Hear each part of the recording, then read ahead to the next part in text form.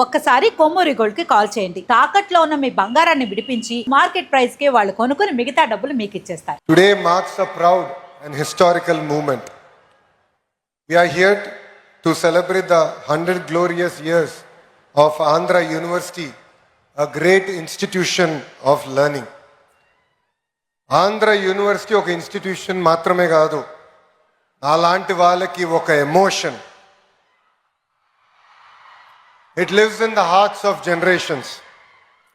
It is my privilege to extend a warm welcome to our Honorable Vice President of India, C.P. Radhakrishnan Garu. Sir, your life of service, integrity continue to inspire next generation leaders. I also extend a heartful welcome to the Honorable Governor of Andhra Pradesh and our beloved Chancellor, Sri S. Abdul Nazir Garu. Sir, your guidance to me personally means a lot. Your support has really enabled us to transform our state universities. And I'm equally privileged to have with us a legend who lives in the hearts of millions, Sri Sachin Tendulkar ji, a symbol of discipline, dedication, and excellence. From the first time I've met you to meeting you again today here, your support to Andhra Pradesh and your motivation to lead from the front means a lot to me personally, sir. And there is another legend amongst us, that is none other than our Honorable Chief Minister, Sri Nara Chandrababu Naidu Garu, whose vision continues to inspire next generation leaders like me and to the youngsters sitting in front of us. And your strength is our foundation for the future of education. And I've always been told to treat people the way you want to be treated, especially when they are in trouble. One person who has stood always by me during my lowest time to my highest time, Sri M. Venkaiah Naidu Garu, your support personally means a lot to me, sir.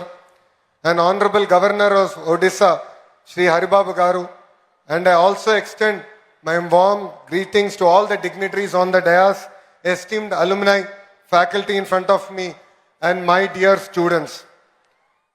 2014లో రాష్ట్ర విభజన జరిగింది.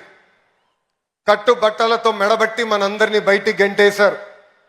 రాజధాని ఎక్కడ ఉండాలో చెప్పలేదు. ముఖ్యమంత్రి గారు కూర్చున్న కనీసం కుర్చీ లేని పరిస్థితి, సచివాలయం లేదు, అసెంబ్లీ లేదు.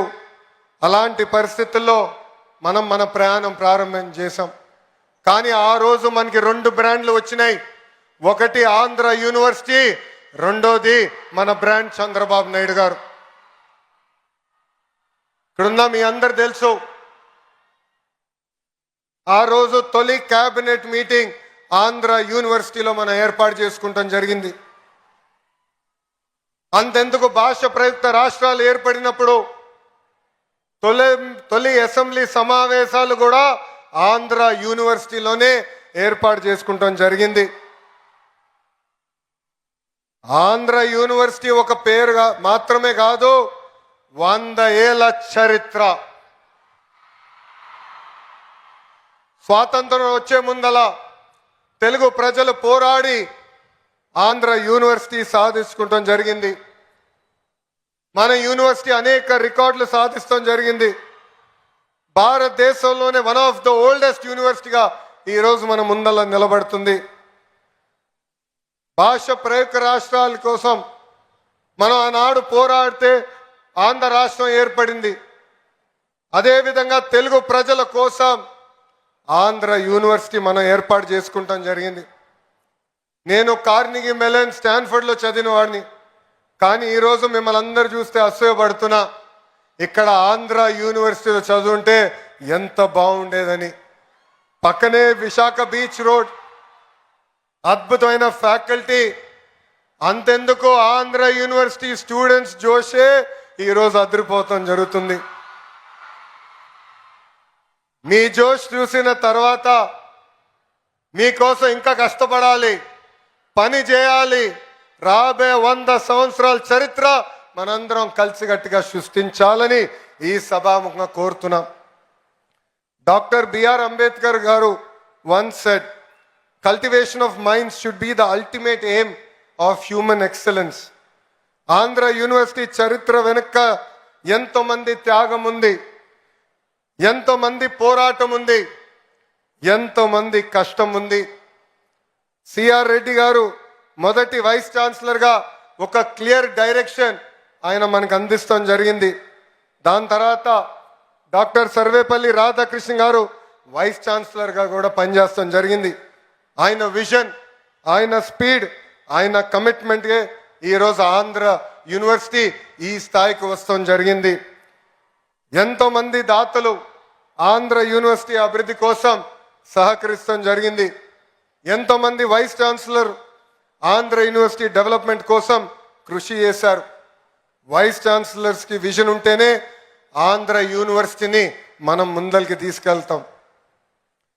యూనివర్సిటీని జనరల్గా విశ్వవిద్యాలయాలు అంటారు, కానీ మన ఆంధ్ర యూనివర్సిటీని ఆంధ్ర విశ్వ కళా పరిషత్ అంటారు. It is a blend of pure academics along with fine arts. దీనికే బెస్ట్ ఎగ్జాంపుల్ త్రివిక్రమ్ శ్రీనివాస్ గారు. మన ఆంధ్ర యూనివర్సిటీ నుంచే ఎంఎస్సి న్యూక్లియర్ ఫిజిక్స్లో గోల్డ్ మెడల్ సంపాదించి ఏకంగా ఒక ఫేమస్ మూవీ డైరెక్టర్ అవుతాం జరిగింది. ఆంధ్ర యూనివర్సిటీ ఎంబలం దగ్గర నుంచి కోర్సుల వరకు అన్నీ ఒక స్పెషలే.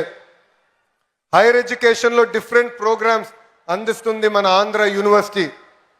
AU has 68 academic departments with 7 constituent colleges offering 121 undergraduate and postgraduate programs along with other research programs available.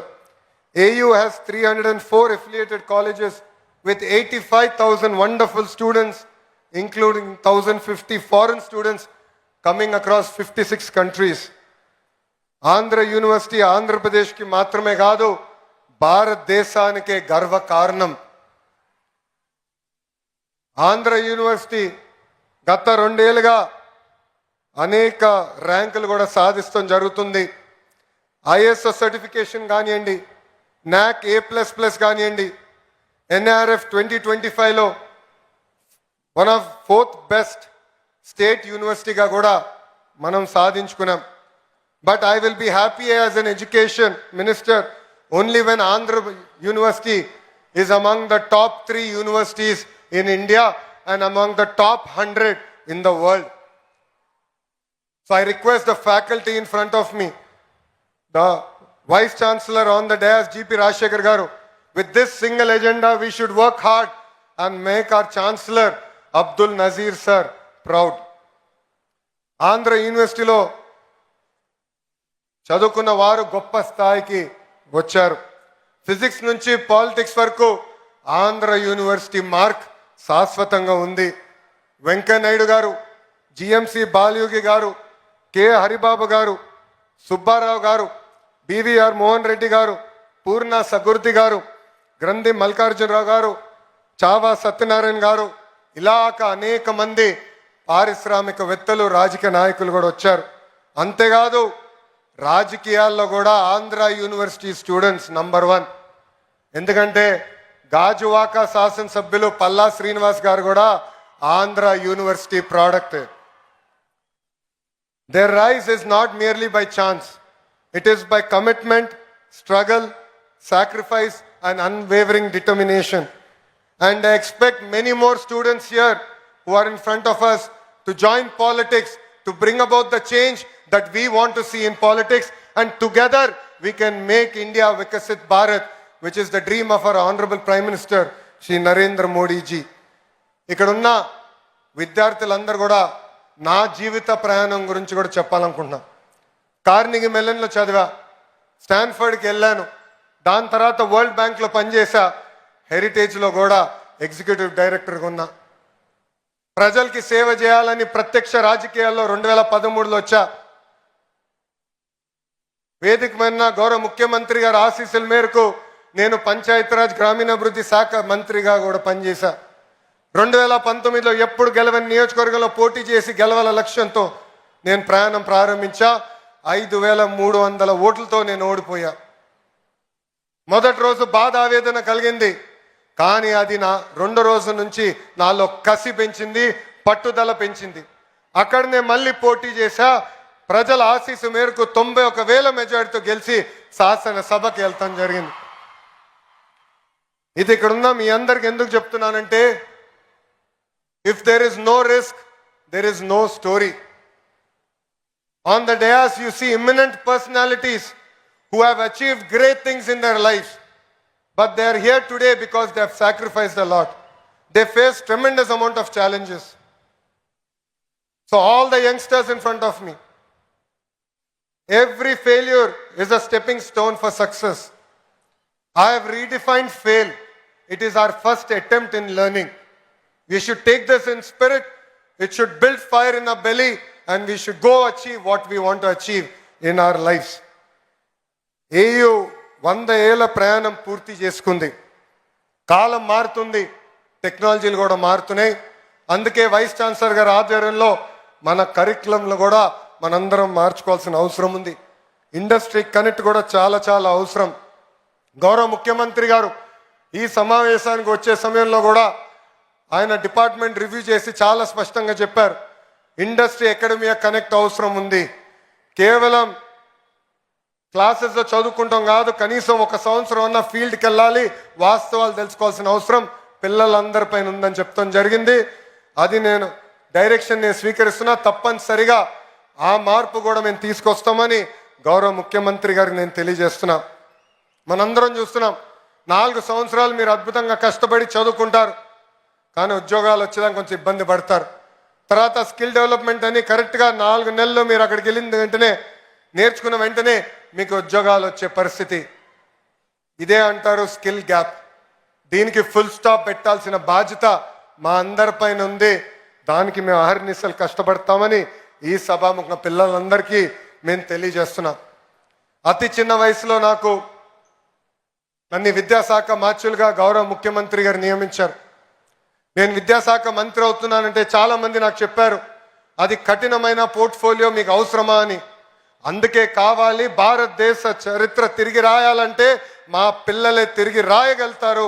అందుకే ఈ ఛాలెంజ్ని నేను స్వీకరిస్తున్నానని చెప్తాను జరిగింది. ఇంకా మార్పులు తీసుకురావాలి, నిధులు కేటాయించాలి. కేవలం ఇన్ఫ్రాస్ట్రక్చరే కాదు, పర్మనెంట్ ఫ్యాకల్టీ కూడా ఏర్పాటు చేయాల్సిన అవసరం ఉంది. గౌరవ ముఖ్యమంత్రి గారు నాకు చెప్పారు, పెండింగ్లో ఉన్న అన్ని పోస్టులు యుద్ధ ప్రాతిపదికంగా భర్తీ చేయాలని ఈ సభాముఖ హామీ ఇస్తున్న. రాబోయే సంవత్సరంలో భర్తీ చేసి మళ్ళీ మీకు కంపడతామని ఈ సభాముఖంగా గౌరవ ముఖ్యమంత్రి గారు కూడా తెలియజేస్తున్నాం. భారతదేశంలో హైయర్ ఎడ్యుకేషన్ పైన ఎక్కువ శ్రద్ధ పెట్టాలని గౌరవ ప్రధానమంత్రి శ్రీ నరేంద్ర మోడీ గారు చెప్తున్నారు. రీసెర్చ్ని పెద్ద ఎత్తున ప్రోత్సహించాల్సిన అవసరం ఉంది. ఒక్కొక్క యూనివర్సిటీ ఒక సబ్జెక్ట్ మీద స్పెషలైజ్ అయితేనే ఎకో సిస్టమ్ మొత్తం ఏర్పడడానికి అవకాశాలు ఉంటాయని కూడా మనందరూ తెలిసిన విషయమే. ఆంధ్ర రాష్ట్రానికి ఒక ఎకనామిక్ ఇంజిన్గా మారబోతుంది. రేపు గూగుల్కి డేటా సెంటర్కి మనం శంకుస్థాపన చేయబోతున్నాం. ఈ గడిచిన 6 నెలల్లో ఆర్సిల్లర్ మిత్తల్ ప్రాజెక్ట్ ఇక్కడ ప్రారంభించాం. నిన్నగాక మొన్న గౌరవ ముఖ్యమంత్రి గారి చేతుల మేరకు ఒక ఇంగాట్ సోలార్ సెల్ మ్యానుఫ్యాక్చరింగ్ ఫెసిలిటీ కూడా మన శంకుస్థాపన చేస్తాం జరిగింది. సో వాళ్ళకి కావాల్సిన కరికులం ఇవన్నీ ఏర్పాటు చేసే బాధ్యత ఆంధ్ర యూనివర్సిటీ తీసుకోవాలని ఈ సభాముఖంగా వైస్ ఛాన్సలర్ గారిని కోరుకుంటూ, ఈ సభాముఖంగా గౌరవ ముఖ్యమంత్రి గారిని కూడా ఒక విషయం కోరాలని కోరుతున్నా, ఒక కోరిక కోరుతున్నా. అడగండి అమ్మ కూడా పెట్టదంటారు సార్. అందుకే ఆంధ్ర యూనివర్సిటీకి కనీసం 250 కోట్ల నిధులు కేటాయించి రీసెర్చ్ని పెద్ద ఎత్తున ప్రోత్సహించాలని ఈ సభాముఖంగా గౌరవ ముఖ్యమంత్రి గారిని నేను కోరుకుంటున్నాను. అంతేకాకుండా ఇక్కడ ఉన్న ఫ్యాకల్టీని, వైస్ ఛాన్సలర్ గారిని నేను గతంలో కలిసినప్పుడు చెప్పా, రాబోయే 100 సంవత్సరాలకి మనం ఒక విజన్ డాక్యుమెంట్ తయారు చేయాలి. దాంట్లో ఎవ్రీ 5 years మన విశ్వవిద్యాలయ ఏం సాధించాలనేది చాలా స్పష్టంగా ఉండాలి, కేపీఐస్ ఉండాలి. అది రూపొందించి మన స్టూడెంట్స్ టెనెట్ ముందలు పెట్టి వాళ్ళ ఫీడ్బ్యాక్ కూడా తీసుకుని రాబోయే 100 సంవత్సరాలు విజన్ డాక్యుమెంట్ తయారు చేయాలని ఈ సభ ముఖంగా మిమ్మల్ని అందరూ కోరుకుంటూ, నాకింత అద్భుతమైన అవకాశం ఇచ్చిన మీ అందరికీ పేరు పేరున నా హృదయపూర్వక ధన్యవాదాలు తెలుపుకుంటూ మీ అందరి దగ్గర నుంచి సెలవు తీసుకుంటున్నా. జై హింద్. అందరు నాతో చెప్పాలి, జై హింద్, జై హింద్. Thank you.